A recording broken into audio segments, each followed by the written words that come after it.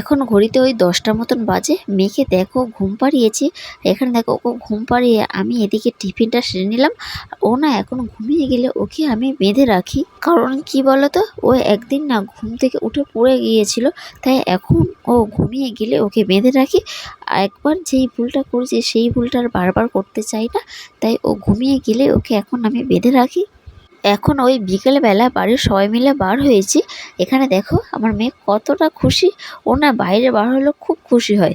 অটোর মধ্যে বসে ও বাইরের দিকে চকমক করে দেখতেই থাকছে। আমি ওর সাথে বকবক করছি, মাম্মাম ভালো লাগছে, মাম্মাম ভালো লাগছে। কিন্তু আমি তো জানি ও বাইরে ঘুরতে কতটা ভালোবাসে। এখানে দেখো আমরা চলেও এসেছি।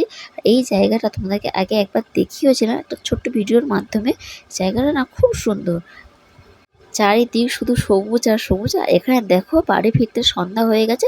তারপর সন্ধ্যাবেলা সবাই মিলে বাড়িতে ফিরে এলাম।